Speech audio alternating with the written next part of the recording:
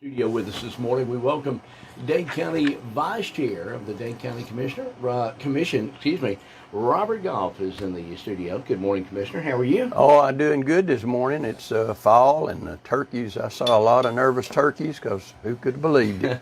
Almost Thanksgiving. It's not going to be too much longer, is it? No, that's for sure. Well, this year, last year went by with COVID and everything. It seemed like it was a blur. And here we are heading for Thanksgiving, and it just turned the calendar over. It seemed like 2 months ago. Absolutely. Time flies when you're having fun, though. Remember? Well, yeah. Well, of course. Sometimes when you're not. Of course, I know you're a big sports fan, and Dade County will play for a region championship Friday night. They will, and not only a shout out to them. I mean, you look, the cross country is going to state tomorrow and Saturday. Our volleyball girls went to state, I think, reached the Final Four. Softball reached the Final Four, came in, I believe, third in the state. Right. And cheerleaders are going to state, and I think I was told that the drama team was going to state. This is a Dade County year for our It certainly is. It certainly is. You were talking about COVID a while ago. I have unofficially declared it the year of the asterisk. When we have an asterisk beside that year, because there's, it's definitely, last year was definitely a one that we hope that we'll never have to repeat. Yeah, and we've always used the term in BC for things, 30 years BC, whatever. And now we think, well, before COVID, so that's the new BC, I guess.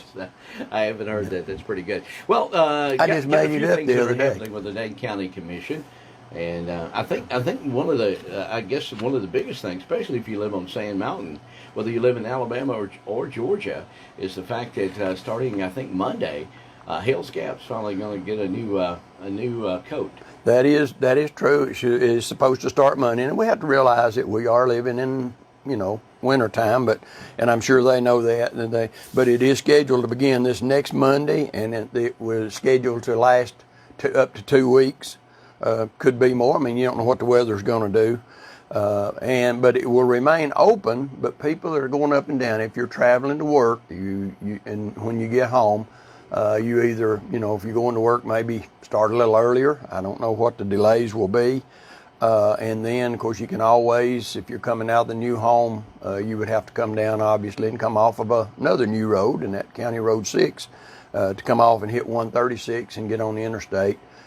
So that's your options. It will be, I know it's going to be kind of an aggravation for people with the time changing, especially. I see it changes, I think, on Sunday. I'm not going to get up early Sunday morning, I'll change it on Saturday night. But, and going back home, people are going to be going home in the dark, I guess. And but keep that in mind if you're traveling for work or whatever. It will be slow. But it's going to be done. That's the good thing. And when they finish that one, then they're moving over at some point to Burkhalter Gap and finish that one. And there's a couple of there's a couple of roads there that particularly in the winter time is the need for having the non-slick surface applied to a lot of the curves, and I understand you are going to do that. We will, and if people know what we're talking about, after they finish the road at 136, they be in the state. Somebody had put on Facebook, I think, they're back putting gravel on the road. Well, what there is coming around all those curves, horseshoe curves, and where you come off County Road 6, especially onto that horseshoe curve there, you'll notice the difference in the color of the pavement, texture of the pavement, and that's what that is. So that's what we will do. Because right there where you get to the curve at Murphy's Hollow Road on the Hell's Gap, that's a slick little fella right there, the way it's a very sharp turn, and you're going downhill or uphill, either one. So that'll be part of it. Striping is going on. And it started and is out in the Head River area on Bible Guff Road, Old State Road, Tatum Guff, Yankee Road, Griffin Road, that, of course, coming over to Westbrow, then Mount Olive Road, Vulcan Road, and then going to Sand Mountain on Michaels Road, District Line Road, and Gas Drive. So thanks to the state of Georgia that we got some, I know we only got some money back that we send down there, but that's a lot of money, and that's going to make a lot of difference in those roads, especially when it's foggy That is striping. That's not paving, but that is striping, and people can see the center lines and the side lines of the road. So especially on mornings like this. Yes. And I will add too, you said that you stayed on 136. Like Hales Gap, the county this is a county road. Yes. The county is having it paved. The state had 136 paved. They didn't actually do the work. They had it contracted out, just like on Hales Gap.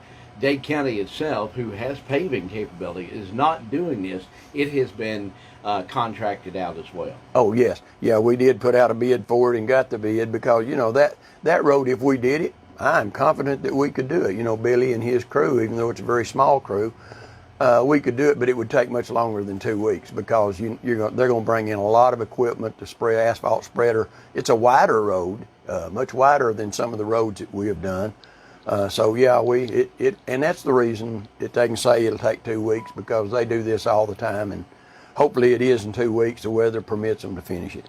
All right. Well, that sounds good. Hales Gap will start construction on Monday, and that'll be done before hopefully any type of deep winter is around. Well, we got the, what is it?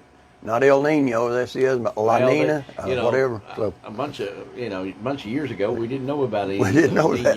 Yeah, but anyway, it's supposed to be. I don't want to jump on Patrick's bandwagon here, but he'll be calling. He's probably watching. He'll send me a bill for weather prognostication, but it's supposed to be a drier and warmer, according to what I read in our area. So. Well, all right. See, County Commission tonight did get to read over the agenda. It doesn't appear to be a lot of things that are happening later on tonight. No, unless y'all added some stuff. No, there's not a lot going on now. I mean, it's a long agenda, but several of them are people being reappointed to boards. And then there will be a lot of, if they come before us tonight, there's a lot of splashed issues that are coming up. From the Sheriff's Department for vehicles, for the Recreation Department.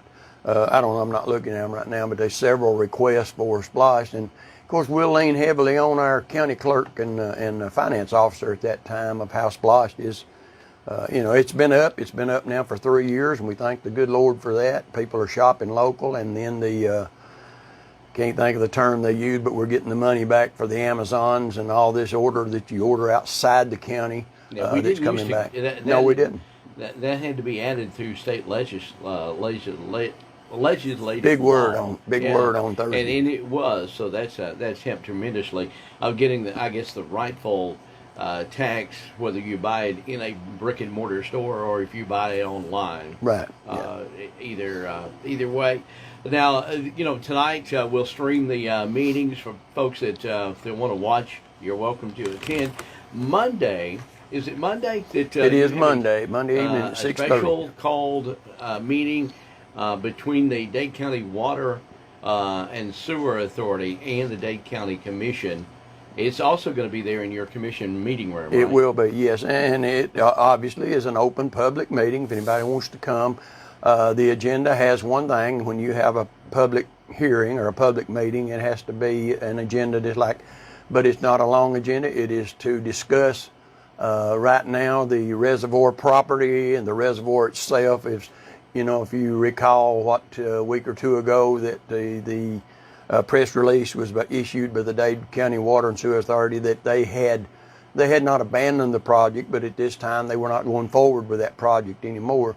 That being said, I was at a meeting yesterday. I was appointed by, of all folks, our Governor Brian Kemp, to sit on the Coosa Northwest Georgia Regional Water Council. And oddly enough, the governor appoints some, then I think the Speaker of the House a few. The governor does most, then a few, and then maybe the lieutenant governor. Anyway, the chairman of our Dade County Water and Sewer was also appointed to that same board by one of the other appointers. So he was there as well, and I was able to talk to an engineer about some of the things that, not an engineer, I'm sorry, there are the engineering people there, but the EPD, about the possibilities of all this stuff that we've talked about, and nothing in there that she said that, she's hadn't been here to look at it, but that would stop it from being developed into a reservoir. It takes time, it takes money. I think we all knew that going in. whatever they decide to do with it, though, that's what we'll find out. So I don't know any more than that right now. We'll find out at 6:30, and anybody, I'm sure it'll be streamed, and also you can come to that meeting. That'll be Monday, right? Monday, this coming Monday. I think that's the 8th. Is Monday evening. And it is their meeting, special call, but we have been invited this time because I know I've been raked over the coals, well, we knew about it, you should have known about it. Well, I just didn't get on and look that they were having a special call meeting. But anyway, they invited us for that reason, so that we'll be there. I don't know how many of the commissioners are going. I haven't asked them. And then coming up next week, at the end of the week, we will be going to Savannah for the ACCG annual conference, which was put off. Association of County Commissioners. Right, and it was not held at all last year because of COVID. It was put off this year till November. It starts on the 12th. We, of course, go down on the 11th because there's some classes and training. So we'll be going down to that. I think maybe everybody may be going to it. And then the sad part is, for me, the glad part is we're going to be back face-to-face meeting. Sad part is we're going to have that playoff game, and I haven't missed a football game in a long, long, long time, and going to miss our playoff game right here at home next Friday night on the 12th. I don't know who will be playing at this time, but you mentioned it earlier, and it will be here at home, so people have an opportunity to go and support that. Well, all of this, there has been a lot of discussion going back to the reservoir. A lot of discussion in the community. We've had the information at the Mountain Valley Independent about the water company and their press release and why they decided to do what they did. It was, like you said, some controversy, I guess, of the Dade County Commission did not know in advance that they were having, or at least some of the commissioners did. Right. And and they did a survey or had a company come in back in July. So hopefully, for all of the citizens in the county, coming up on Monday evening, it'll be a good discussion, open discussion. Both the county and the water authority own the land jointly. So whatever is done with it, obviously y'all have to work together to figure out what you want to do with it. And we do, and like I say, and I've said all along, water will never be any more important or less important than it is today, looking at the future. And that's what the meeting I attended yesterday is basically. We meet 4 times a year if needed, and would obviously be meeting more if needed. And it is to set up a regional, because there are several different regions in the state, and it's to set up a regional water. It's kind of like what we do with the county that we're into right now is our 10-year plan that we go through, and they will set up a plan to send to the EPD. The EPD will sign off on it, and that becomes the plan for the region, and it's all about water. And it's things, one of the most important things was the guy he was ex-forester, he's now with the Forestry Foundation, and talking about how all the logging and stuff is putting silt into our creeks and everything else. And so there's a lot about water that's not just turning on the faucet. And we've got to look at the future. It's a very, I guess, for the lack of a better word, complicated. It is process to be in the futures of your water table and everything.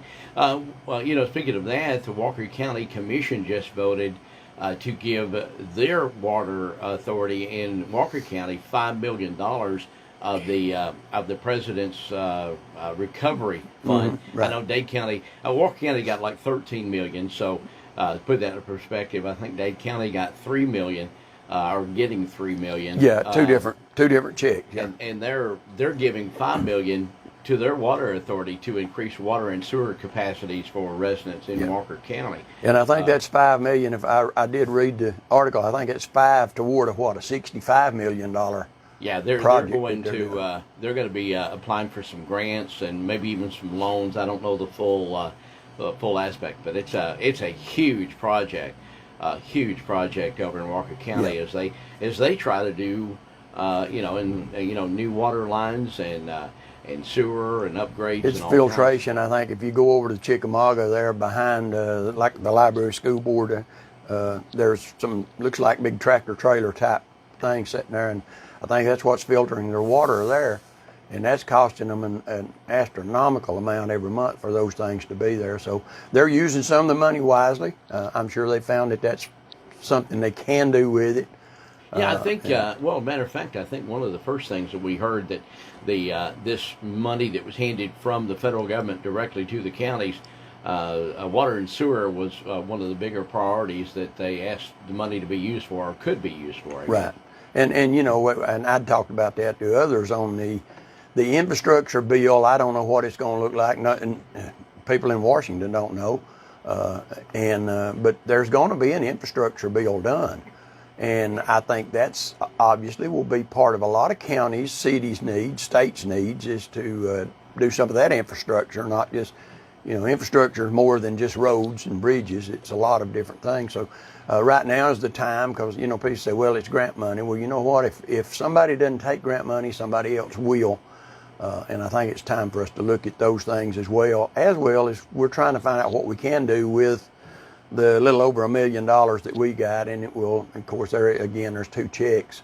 There's a timeline on it, and it's not money you can just go out and spend on anything and everything. No, I think, you're exactly right. I do think we're seeing a lot of the surrounding counties starting to use those funds for various things. I just read out of Jackson County, and of course we cover a lot of Jackson County. They're using some of their money, and they're putting together the Jackson County the money. They're putting together grants to businesses, right, where they can get part of that money to be able to use to expand or in different things through a grant program in Jackson County for their private businesses in the county. Yeah. There's a lot of things you can do, and of course people got to realize. When you and I were much younger guys, we thought if we just had $1 million, we could retire. And now you look at, you're talking about Walker County putting out $5 million. And $1 million is not an endless pot of money. It never was, but it's $1 million doesn't buy what it would have bought back then. So the money will be spent, but I think people are doing their due diligence to find out where do we need to spend it that will better benefit, such as Walker County. Obviously, anything to do with their water and the problems that they've had over there in recent years, that is one thing to benefit that county enormously. So, well, anything else we need to talk about? Commission meeting tonight at 6 o'clock. It'll be streamed, or you're invited to 71 Case Avenue to be a part of that meeting tonight. Yes. Well, a lot of, there's a lot going on. The COVID variant is on its way down, going down the scale again, but the vaccinations are still going on. I don't have time to go into all that right now, but if you'll go on the county webpage, Carrie has told me that it's on there, and you can get tested if you want to be tested. You can get the boosters. The shots themselves now are going out, I think, to 5 to 11-year-old. If somebody wants to have their child vaccinated, all that's happening. So just go on the webpage or call the health department, whatever you need to do if you're interested in that. But it's still going on. It's not ever going to go away, most likely. So that's still something that's in all of our minds. So if you haven't been vaccinated and you're thinking about it, then they're still there. Absolutely.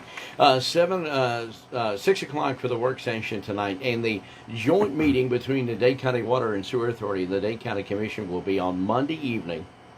Yes. Carry at 6, is that correct? 6:30. 6:30 for on the Monday. 6 o'clock for our meeting tonight. 6:30 for their meeting. We'll live stream it to both Facebook and YouTube. And it will be we'll carry it on our streams, and for those of you that can't attend, or if you want to, you'll be able to listen in to the discussion there.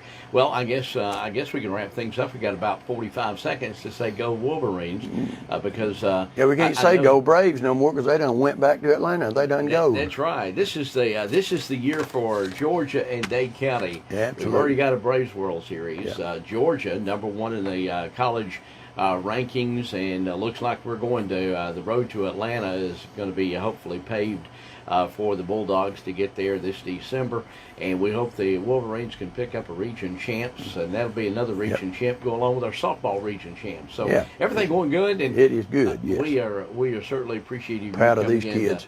Update us on what's happening in the county on the KWN's morning News. Coming up at the top of the hour. Thank you, Commissioner. Welcome. Thank you.